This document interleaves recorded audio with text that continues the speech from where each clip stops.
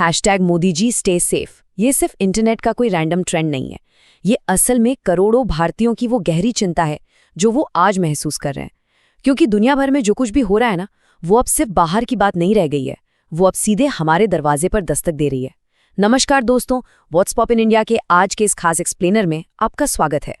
हाल ही में आपने नोटिस किया होगा कि ये हैशटैग अचानक से ट्रेंडिंग चार्ट्स में बिल्कुल टॉप पर आ गया। कुछ ही घंटों में करोड़ों इंटरैक्शंस।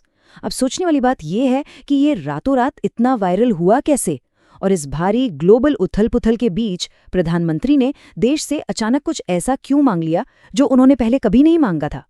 सच कहूं तो ये कोई आम सोशल मीडिया गिमिक नहीं है।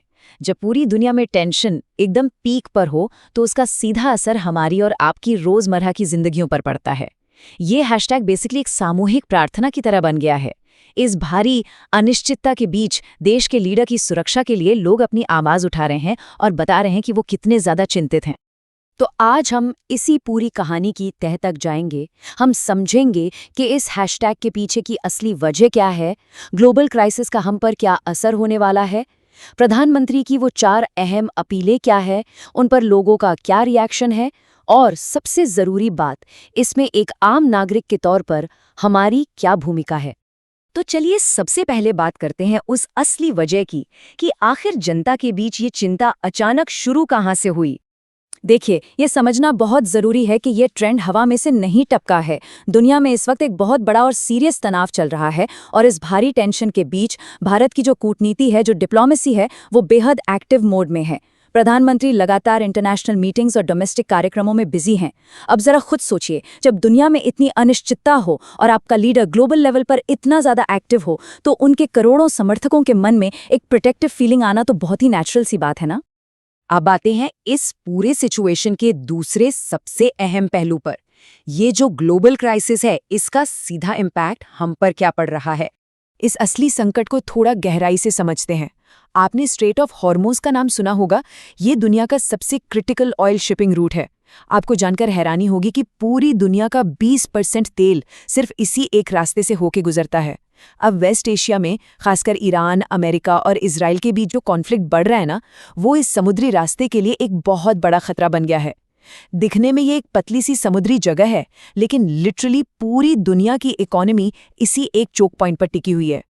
और अगर ये रास्ता ब्लॉक होता है तो क्या होगा? $100 से ऊपर।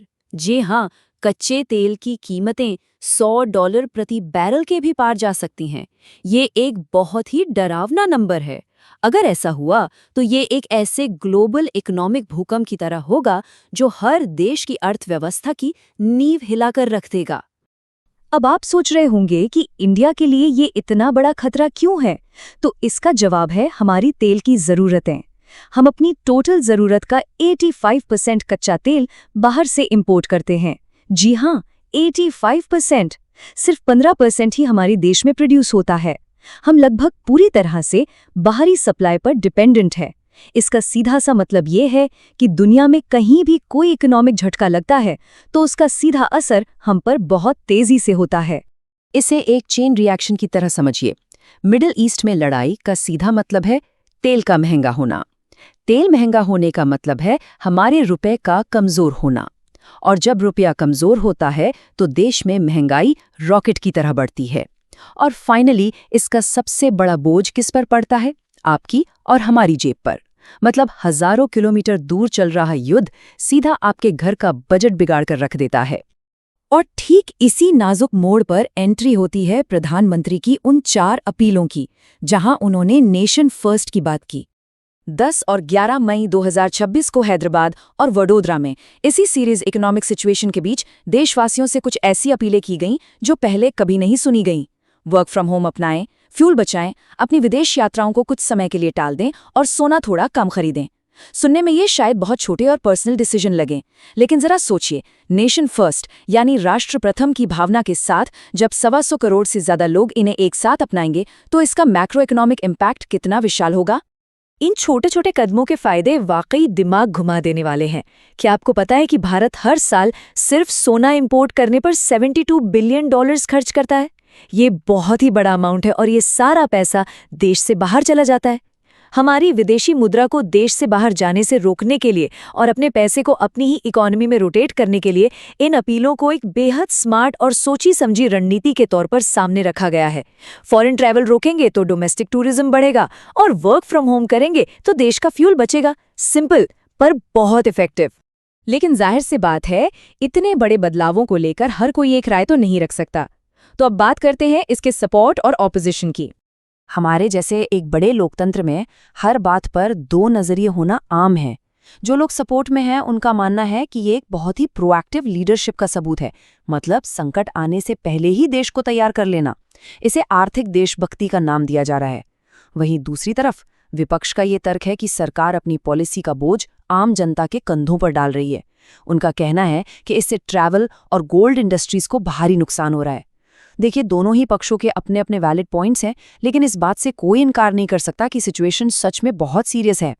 तो अब आखिरी और सबसे जरूरी सवाल, आगे का रास्ता क्या है और इसमें हमारी क्या भूमिका है? एक तरफ हम घर के अंदर तैयारियां कर रहे हैं, तो दूसरी तरफ इंटरनेशनल लेवल पर भी बहुत कुछ हो रहा है। मई 2026 में भारत ब्रिक्स शिखर सम्मेलन होस्ट कर रहा है। यहाँ सबसे बड़ा फोकस इसी बात पर है कि वेस्ट एशिया में शांति कैसे लाई जाए और एनर्जी सिक्योरिटी को कैसे पक्का किया जाए। इस ग्लोबल मंच पर भारत सिर्फ साइडलाइन में खड़ा होकर देखने वाला देश नहीं है, बल्कि एक ग्लोबल प्रॉब्लम सॉल्वर के रूप में उभर रहा है। ये सच में हमारी मजबूत और एक्टिव कूटनीति का एक बहुत ही शानदार उदाहरण है। अब बात करते हैं आपकी और मेरी। एक आम नागरिक क्या कर सकता है? याद है ना 1991 के उस भयानक आर्थिक संकट और रीसेंट कोविड महामारी को हमने कैसे पार किया था? बिल्कुल, अपने कलेक्टिव एफर्ट से। इस बार भी इस क्राइसिस का हल हमारे छोटे लेकिन समझदार फैसलों में ही छिपा है। जहां मुमकिन हो वर्क फ्रॉम होम करना, अपनी गाड़ी की जगह पब्लिक ट्रांसपोर्ट लेना, छुट्टियों में विदेश जाने के बजाय इंडिया के ही खूबसूरत शहरों को एक्सप्लोर करना और हाँ, सही जानकारी से खुद को अपडेट रखना। बस यही वो छोटे कदम हैं जो सच में बड़ा बदलाव ला सकते हैं। तो दोस्तों, हम इस एक्सप्लेनर को एक बहुत ही जरूरी सवाल के साथ खत्म करते हैं। क्या वाकई ये 4 अपीलें हमारे डेली रूटीन का हिस्सा बन पाएंगी? क्या हमारी अर्थव्यवस्था को बचाने के लिए हम और आप अपनी कुछ पुरानी आदतों को बदलने के लिए तैयार हैं?